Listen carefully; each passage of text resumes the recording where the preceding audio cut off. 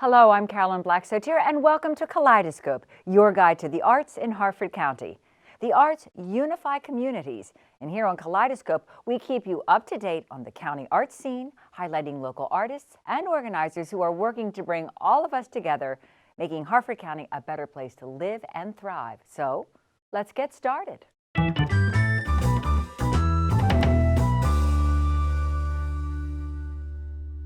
The Harford Community College Actors Guild is a full production company that not only presents up to 6 theater works each year, but also trains students in the areas of acting, of course, as well as theater design and technical production.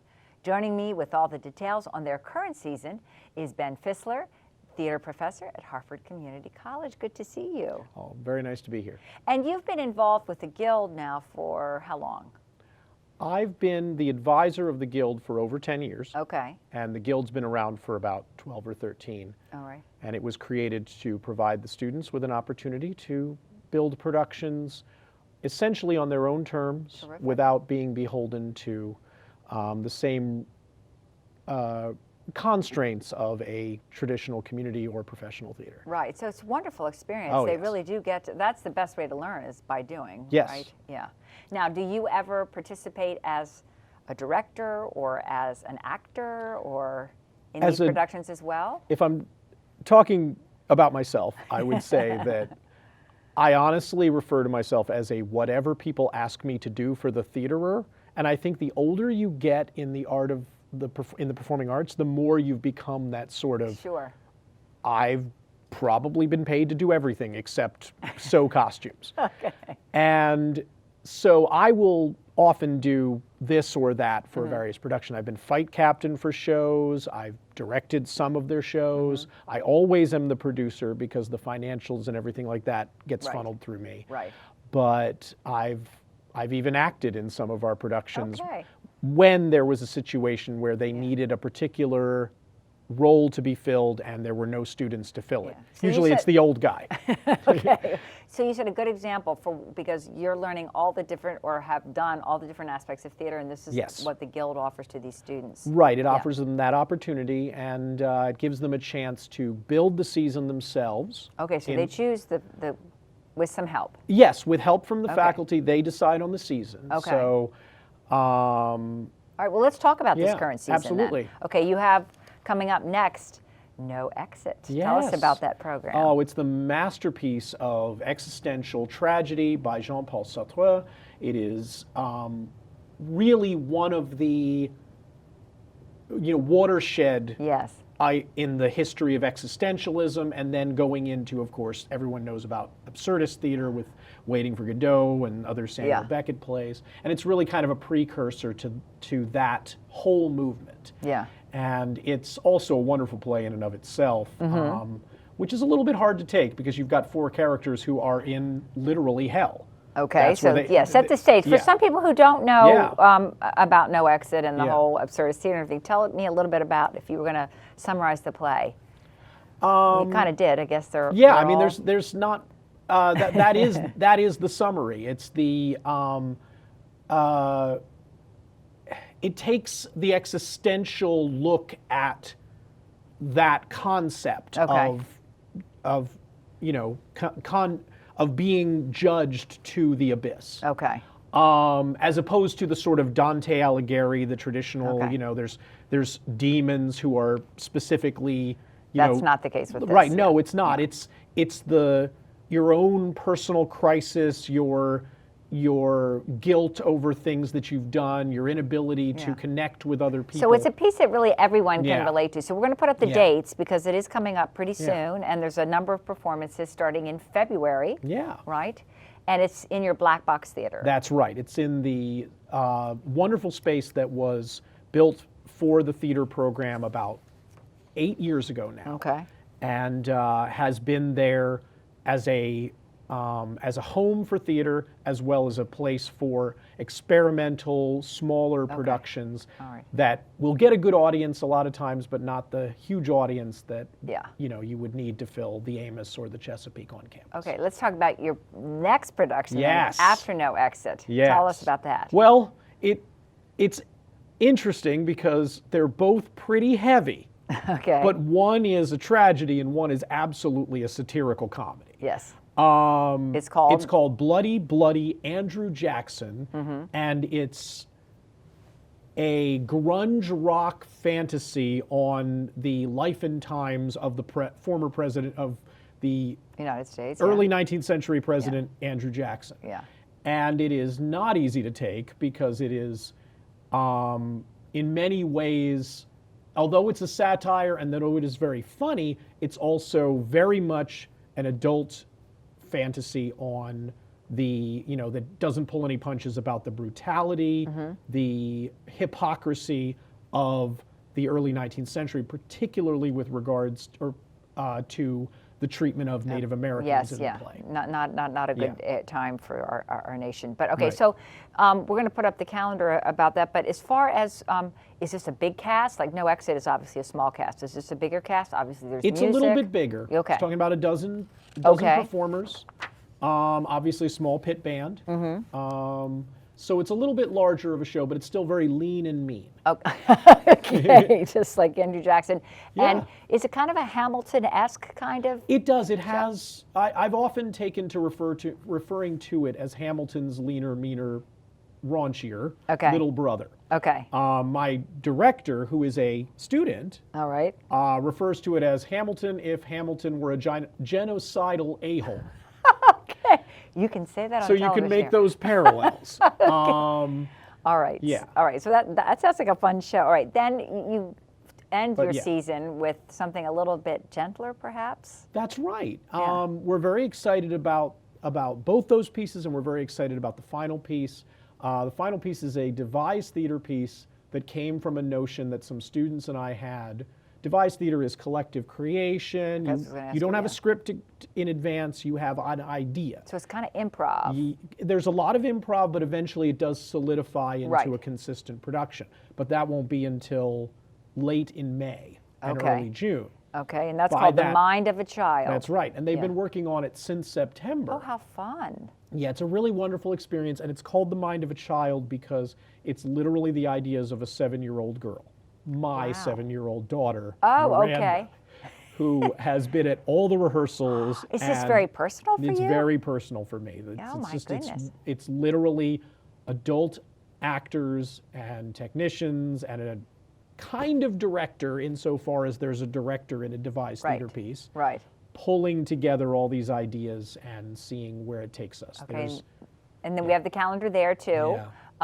In late May and into early June. And all of these productions take place at the Black Box Theater. People can get more information about tickets. There's the website and the telephone number. Well, I think it's an amazing season, and it just speaks so beautifully of the theater. There's something for everyone and makes us think about life and, but also be entertained at the same time. I hope so. All right. Thanks so much, and best wishes for a successful remainder of the season. Thank you. All right. Well, have you heard of rose malling? It's a traditional form of decorative folk art originating in Norway, featuring stylized flowers in scroll forms.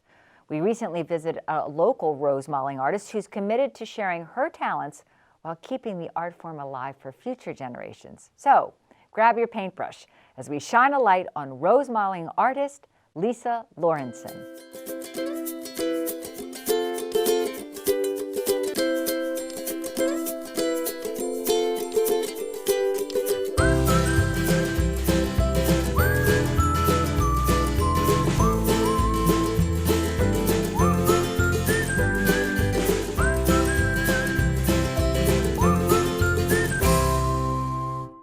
The art that I do is a Norwegian folk art called rose malling, or rusemaling, R-O-S-E-M-A-L-I-N-G. So rose malling is an art form that developed in Norway through the 1600s and late 1800s. It kind of died out at the end of the 1800s because of immigration, industrial revolution. But we were very fortunate because those pieces, a lot of them came here to the United States. And there was a wonderful gentleman back in the early 1900s, Per Lisna, who continued rose malling here. And that art form has really continued to blossom here in the United States. So originally I'm from Staten Island, New York, and I grew up in a Norwegian American community. Both sides of my family are from Norway, as is my husband's. And we belong to a Sons of Norway lodge, and my father was the cultural director back when I was 11.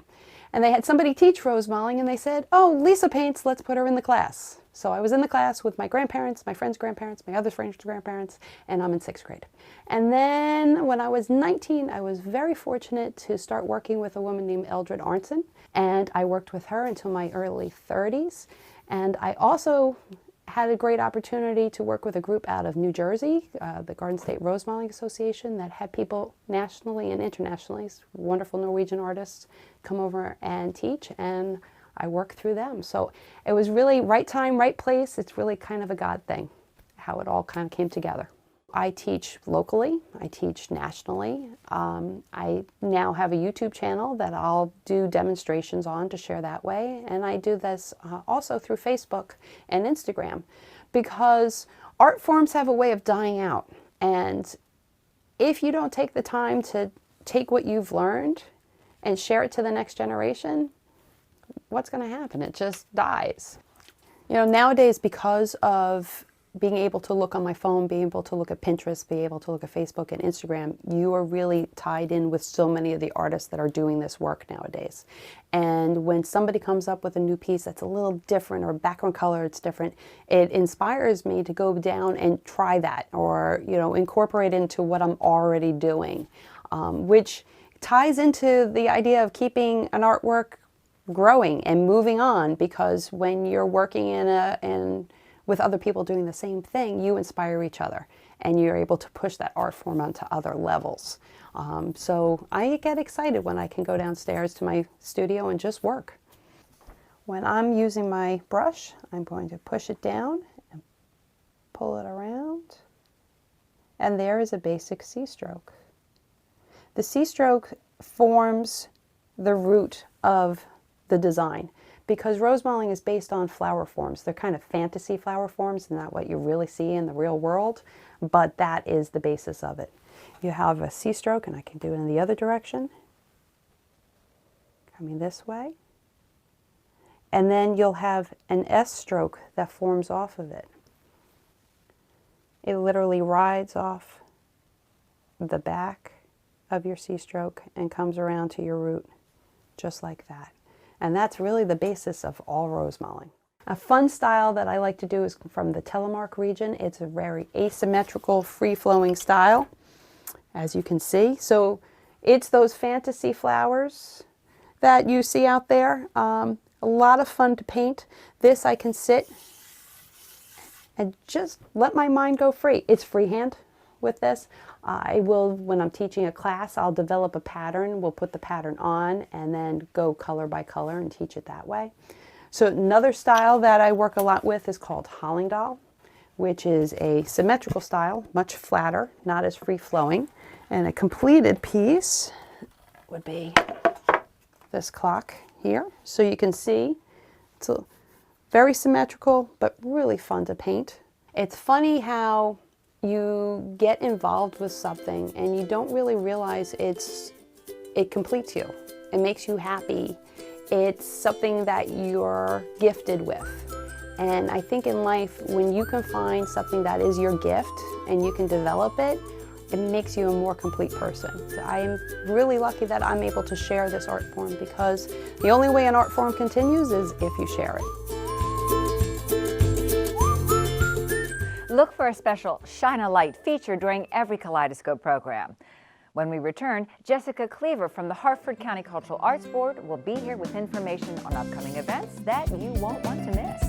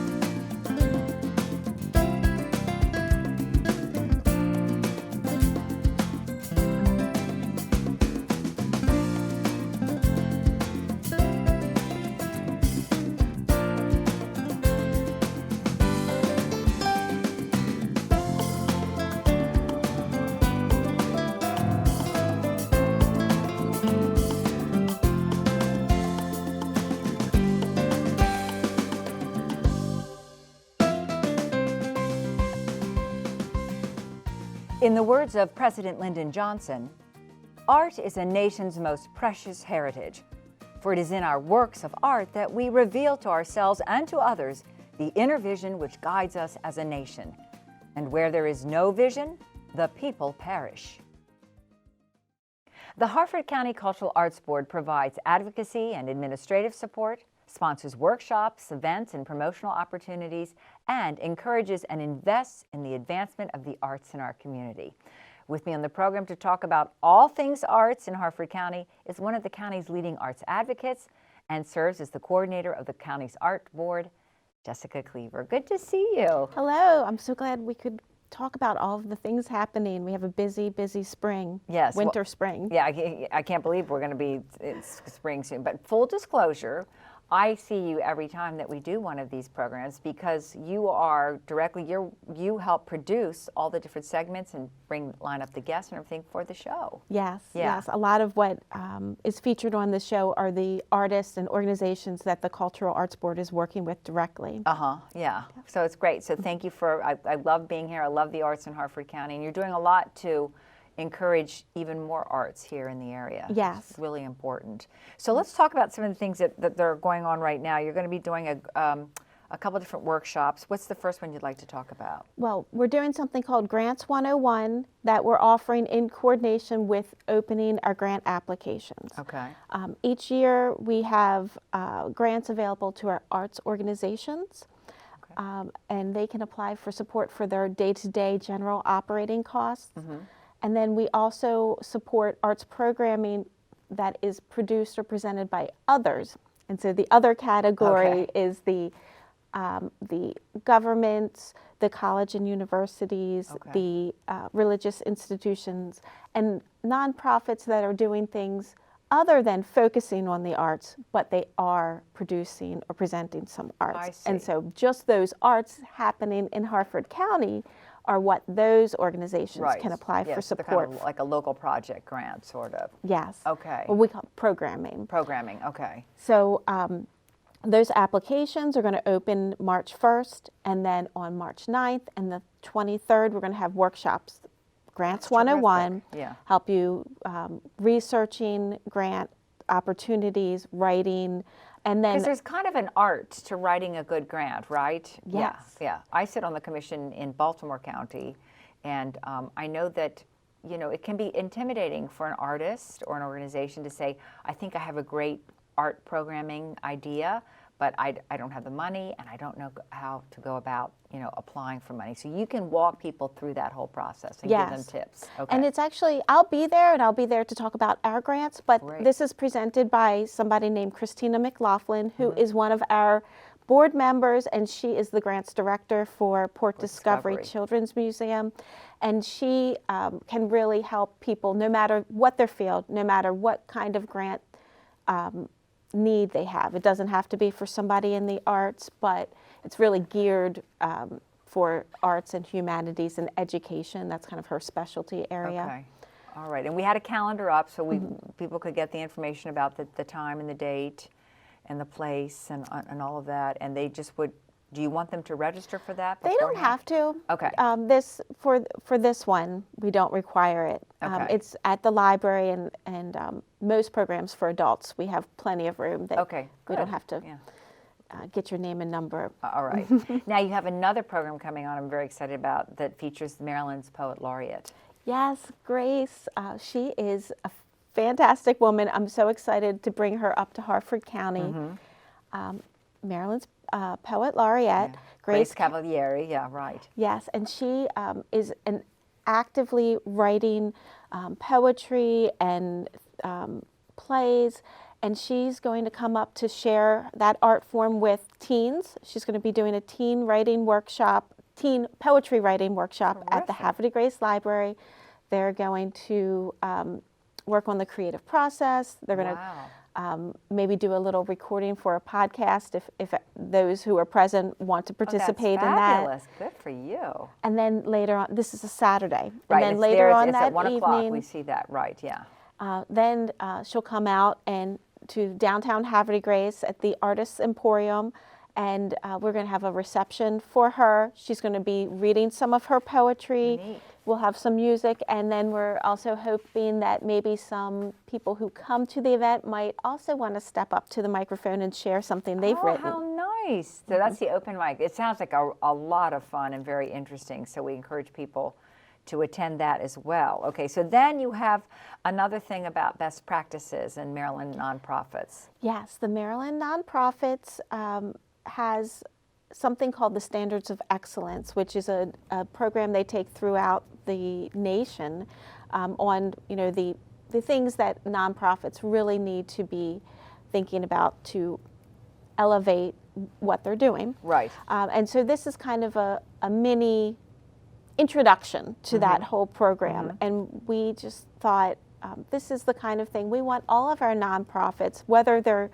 a part of that organization or not, we want them to be able to sit in the staff, the boards together to learn about these, the pathway to excellence. Right. No, that's great. So that's going to be on May 4th, 6 p.m. at the Abingdon Library, too. Yes. You need to register for that, correct? Yes, that Online, one, we have only a certain number of seats. Okay. All right. Now, you've been with the Cultural Arts Board how many years now? This is my 5th year. Okay. What is your assessment of the arts in Harford County from the time you started 5 years ago and now? Are you seeing any trends? Are you seeing an increase in the arts, specific types of arts? Well, I definitely am seeing a lot of collaboration, which is wonderful. Yeah. You might see somebody who's the artistic director at one company, being the choreographer for the production of another company. Right. A lot of our artists who are working independently are partnering with different organizations. Right. I feel like I'm meeting new people all of the time. Good. Also, and some people are even have shared with me that they're moving to the community because they recognize the rich cultural opportunities they have. So that's exactly what I want to hear. And yes.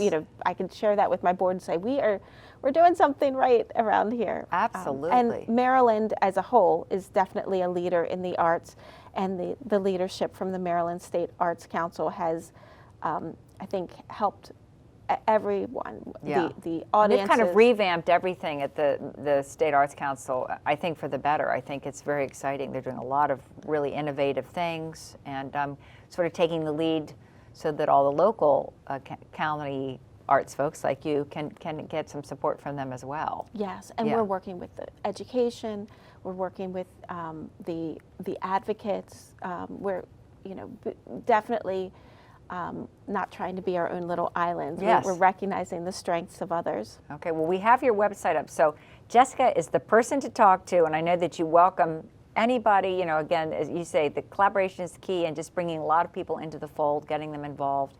Yes. And the arts really do matter and make a big difference in people's lives on all levels. So I thank you for all the work that you're doing. And you have to come back again sometime soon and give us an update. I will. Okay, Thank you. Thanks, Jessica. Well, there's more to come on Kaleidoscope, so don't go away. We'll be right back.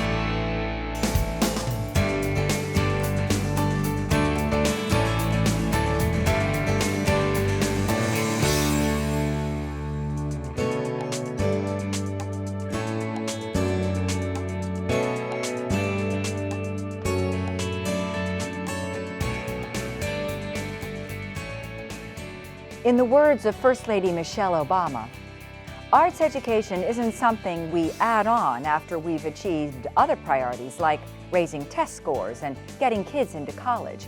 It's actually critical for achieving those priorities in the first place. Welcome back to Kaleidoscope.